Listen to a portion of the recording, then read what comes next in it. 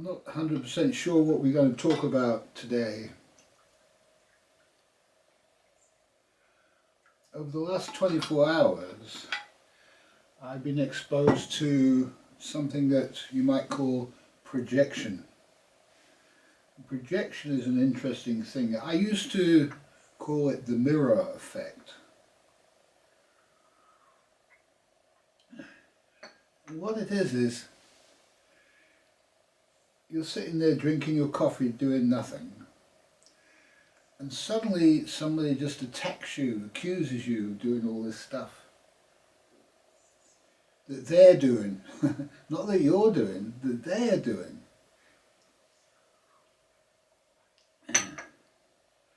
It's like a kind of insanity, yeah.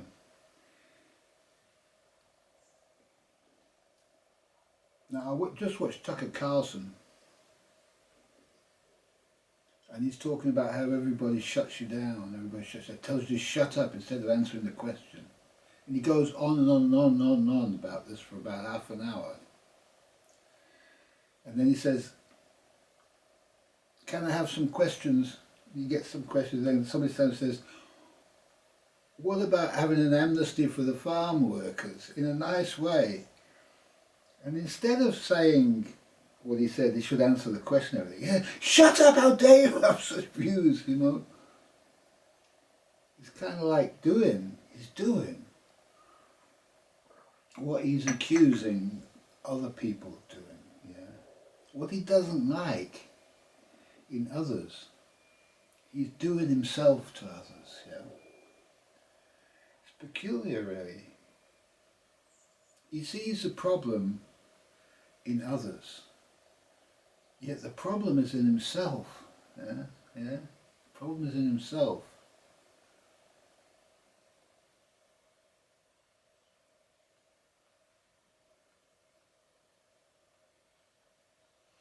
Now, it's a bit of a mystery for me with Tucker because he doesn't look like he's in a fallen state.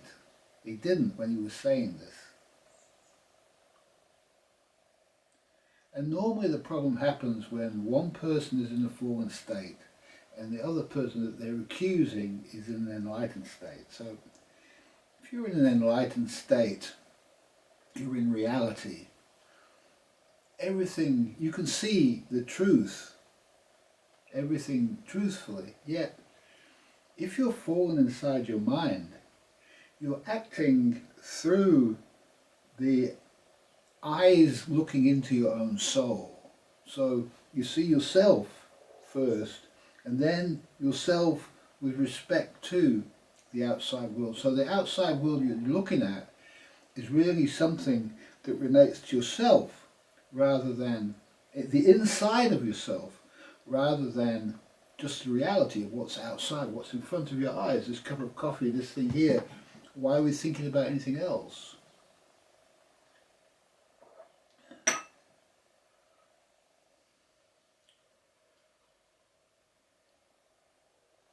So this is projection. It's projection of your own faults onto others.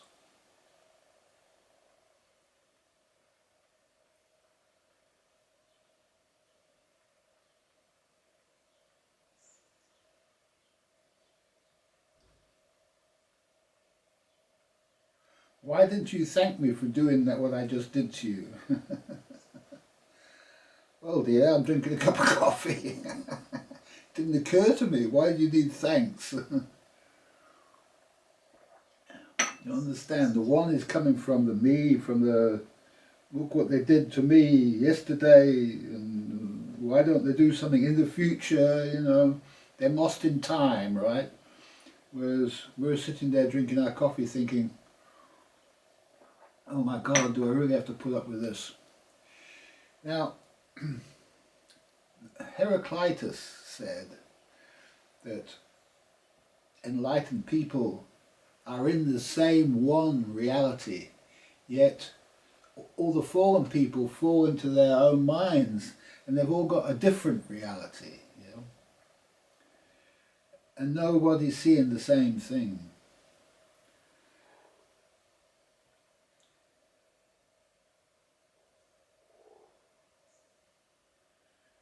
it's very hard to mix the enlightened with the unenlightened, to have a word at all with them, to have any conversation. It's very difficult. And this becomes a real problem with couples. If a couple has to share the same house, and one of them is in reality, and the other one is lost in their own mind trying to sort their problems out, it's not a very good situation to actually have to communicate and talk together. And so it's better that they go apart and leave each other for a while until they can both come back into reality, you know. Of course, they may never come back into reality. If they don't even know about reality, what happens to them? Yeah. Will they recognize their mistake? Will God bring them back from the brink, from examining their own mind, realizing their mistake, and then will he put them back into reality? Or will they make further mistakes in their fallen state and therefore have to remain in it forever? Is there hope for the unenlightened? Yeah. Can we help the unenlightened?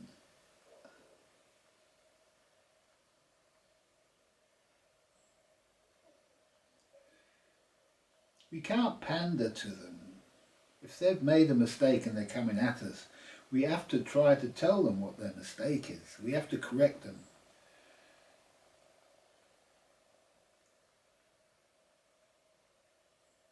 We can't do it forever.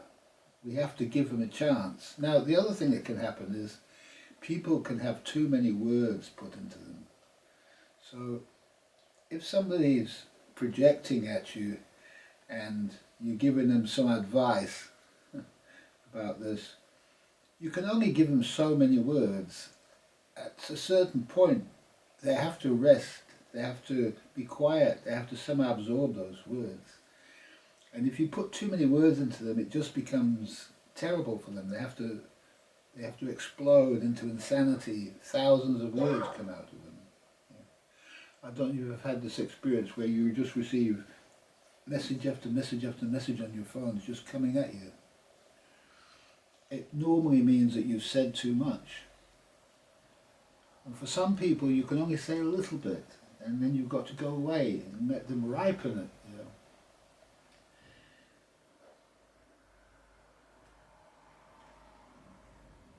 It's a tragic state of affairs. If we all could just realize our mistakes and stay enlightened, we could all have a wonderful time together. Yet, if one of us falls out of our state, requires some correcting of their own mental mechanism, their brain is out of order, then we need to help them up to a point.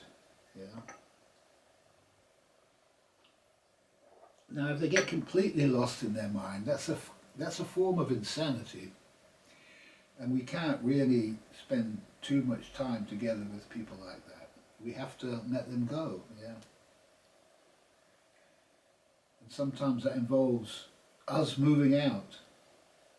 We have to be physically separated into a separate environment. Maybe we have to turn our cell phone off or something. It won't do the parties any good if it carries on too much. If too many words are said in a state where it's not possible to receive them. Yeah, it's like overflow. It's like trying to put too much coffee in a coffee cup. It just flows out. You've got to drink the first cup first before you have the second one.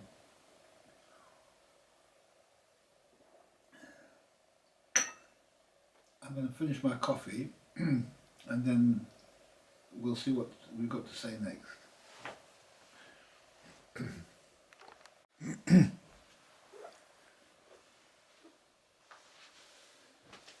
I didn't drink my coffee, actually it's still here.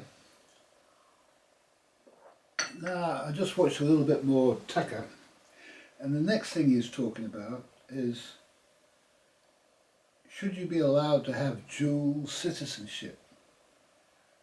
To be a citizen of one country and a citizen of another country, now at the same time. Now this is obviously coming up in the context of the Israeli problem, our American Israel problem, which seems to be the problem of the moment in this time, July 2025. And Tucker and everybody said, yeah, they all said, you shouldn't be allowed, shouldn't have to do that. Yeah. I thought they had a fairly superficial viewpoint on the subject, because what can happen to you is you can meet a lady from a foreign country. It happens a lot. And you can become a couple, right? Now, what happens when you become a couple in the natural order is that you're no longer two, you're now one, right? One. And that oneness is comprised of two people, each of a different nationality. Now, with the fake legal system that we have now, it wouldn't recognise that oneness. It would say there's two there, which is wrong. It never used to be like that. And what God put together, let no man break asunder, and that's breaking it asunder by even just having two passports or two documents. You shouldn't need any document. You should just be able to say, this is who I am that I am. We are a couple, yeah.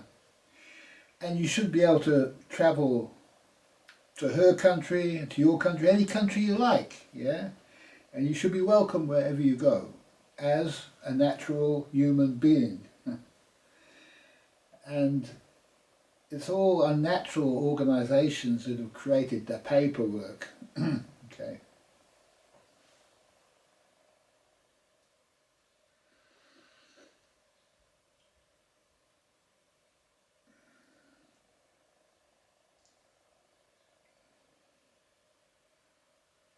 To stop people from moving around the world. You can't really do this. Sometimes men are driven, entire families are driven from areas by drought, by pestilence. Sometimes the mosquitoes just say you can't be anymore, you have to go. And then man must move. And with the present system, there's nowhere to move. And so it doesn't work. It hasn't really thought through the whole thing. It's impossible to organise this kind of nationalism, borders of countries.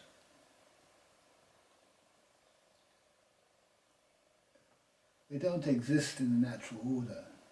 There's natural boundaries of mountains and rivers and seas and so on. Ice and snow. These things create natural boundaries between people. Yet otherwise people generally move freely.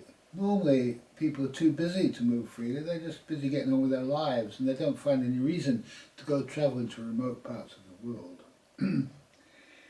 Yet now we do have travelling, and now we do have people meet, and you find that you're a Japanese lady together with an American man or something like that. And now you're travelling and you need to be in America, perhaps while you're with his family, and then maybe she needs to go together with you to Japan, to her family. So as a couple, you've got two nationalities, haven't you? And if you have children, what nationality are they? Yeah. So it's a can of worms, really, the whole thing. And I have many agreements with what Donald Trump and the new Republican Party stood for in the elections in America. Yet I was a bit ambivalent on the immigration issue. I was a bit naive on it, so I was accepting what they were saying. Maybe it's not a good idea. It's not a good idea to have forced immigration, bring them in to win elections. That of course is wrong, okay, if that's going on. And so I was able to accept that there might need to be some control over that kind of immigration. It's not really immigration at all, is it? It's kind of like election fraud. And so I was prepared to wait and see, and what I've seen the terrorization of poor people who simply trying to live a life as best they can, eke out a life in poverty in a foreign land. Maybe they're trying to become part of that foreign land, and now they're just terrorized by the state. Millions of people have been terrorized. They're hiding, and just like the Jews were hiding in World War II. They don't want to get caught because they've seen what's happened to those people, how terribly they were treated. Bent over, not allowed to stand up, and just beaten into submission and handcuffed and chained, like the chain gang, yeah. And so I don't like that. And I think if people are living in a community and they're surviving in a community, it's wrong to make laws, fake laws about them just to get rid of them, yeah. And if there's crime going on, sure, tackle the crime, yeah. But don't tackle the people direct. Just don't tackle just because of their race. It's racism, yeah, that's what it is. It's saying that our race is different from your race, and we don't want you as part of our place, thank you very much. You can't belong to our country club. We want you out of here. We don't like you, yeah. So it's a kind of racism, really. And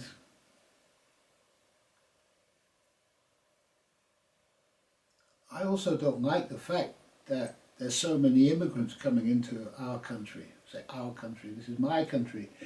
And if I look back, I watched some videos recently made by the BBC in the 1960s, 1950s and 1960s, which went out when I was born.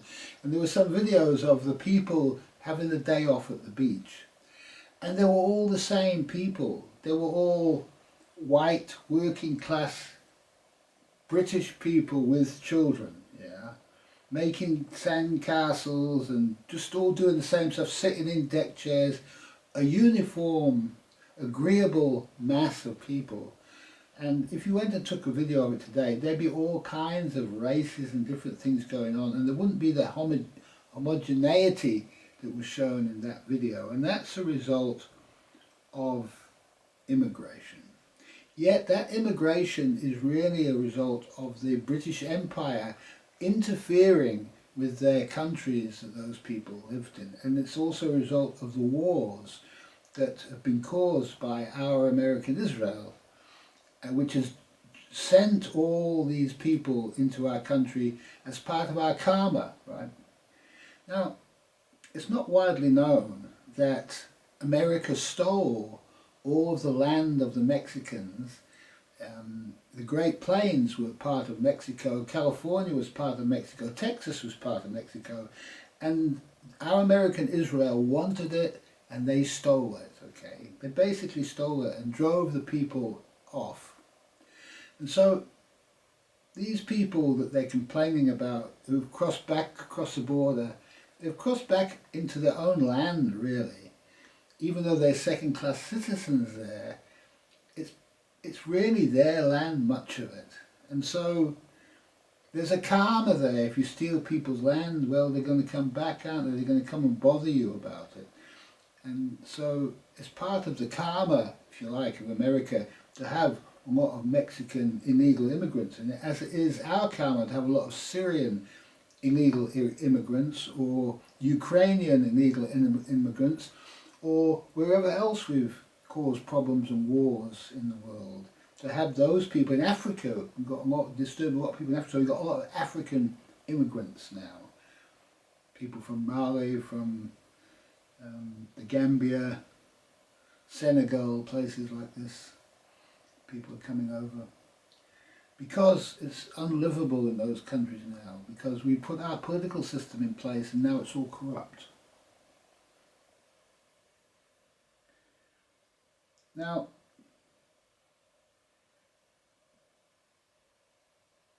there's only one solution to this issue, and that's to breed together, interbreeding. And that's the opposite of what most people think the solution might be.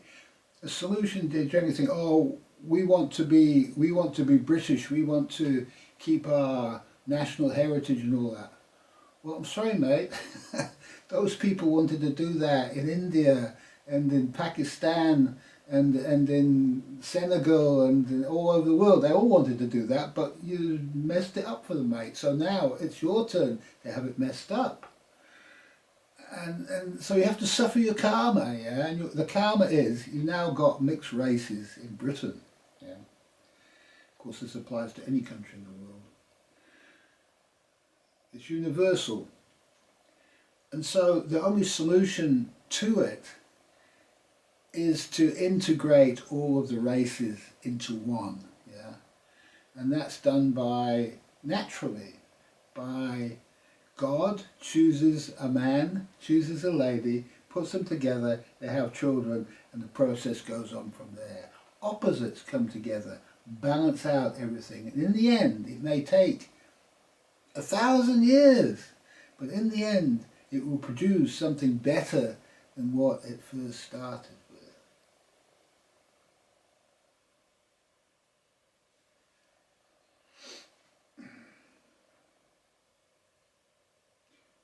The other way of throwing everybody out and going back, battening down the hatches, that seems to be all the rage these days. And I would be classified more as a far right person than a far left person. Yet I hold the same views as George Galloway does on this, and George is a bit like me, is we're not left or right, we're just for righteousness and truth. And at the end of the day, you have to see what is righteous, and can you condemn somebody who's born in this country, came from a foreign land, but now all he knows is this country, yeah? You can't throw him out. It's necessary to come to terms with the situation, find the good side of the coin, find out what in him is admirable, find out what in yourself is admirable, and try to live together. And if we can find some commonality and not resort to religion, I'm hoping that the whole world will throw out religion, all forms of religion, including political party religion, which is just another form of religion, political parties. Are you a socialist? Are you a Democrat? What's this all about? It's just like religion, yeah? Are you a Christian? Are you a Jew? Are you a Muslim? No, there's one God. There's one God.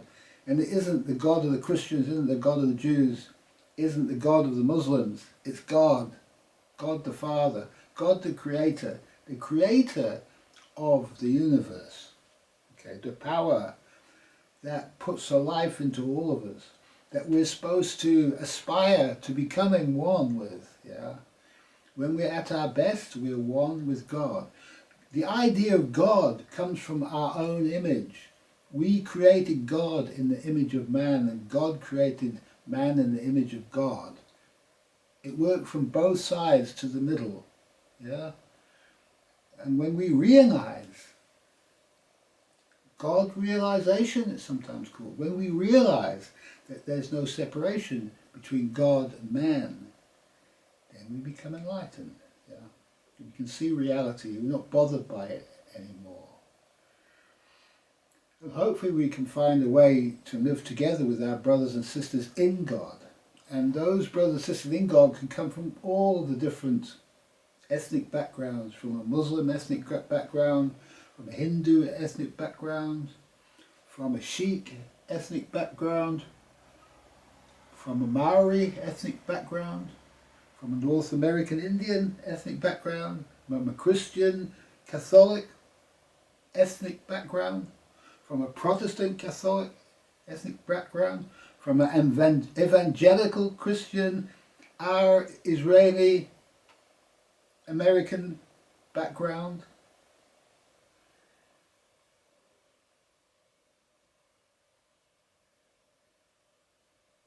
And we can get rid of all this stuff and just come together as one in God, as one people, God's people.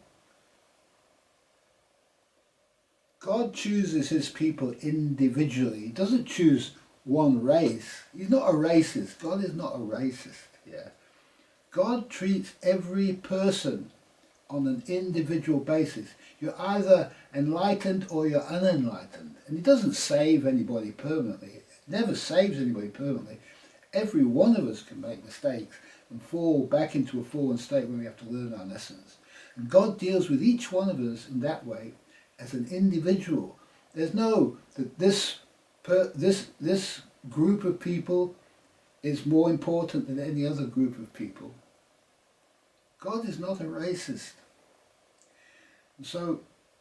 And every single individual comes to God on their own, by themselves. Even as a couple, we die one at a time.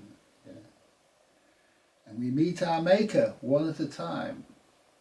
We're found wanting in our individuality. We can make errors as a couple, yet only one of those, two of the couple, only one of them can make an error. The error is the error of the individual. Yeah? Of the individual.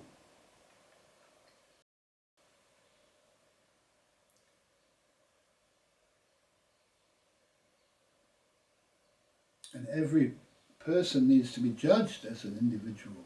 So you can't say all of the Mexican, American Indians need to leave the country who haven't got papers, even though they've got homes, they haven't got papers. You can't say that. You have to treat each one on their merits. God treats us all on our merits. And he enlightens us, each on our merits. As we sin, to sin just means to break the laws of nature. We're placed into our fallen state, into our minds, so that instead of focusing on what's outside of us, we focus on what's inside, where the error is. Once we've corrected our error, then God might return us into the enlightened state. Now, if I fall into error, I don't do it very often, it can happen to me. If I fall into error, then what I generally do is I don't do anything. I just go to bed and lie down in bed and just lie there and suffer until I feel like getting up again. That way I don't interfere with anybody else. We're not able to cope in the world if we're in a fallen state. Now, the big problem is that we've got a whole world full of people in a fallen state and all getting up at 6:30 in the morning with no sleep, and they're going to work. It's a tragedy, really, and they're all coming to conflict one with the other, all with different ideas about who they are and what their problems might be. Where they should all be at home sleeping it off, trying to get themselves fixed up so they're in a state where they're ready for human consumption.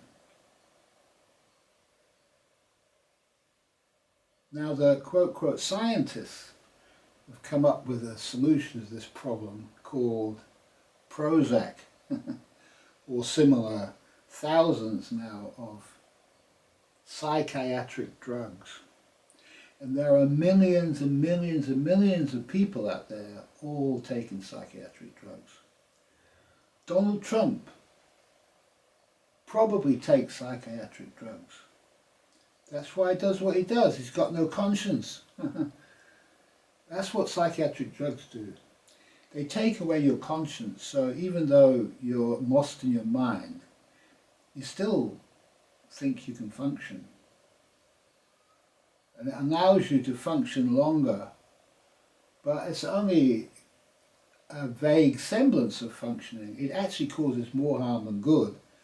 And there needs to be a law that bans all forms of these psychiatric drugs. They all need to be banned.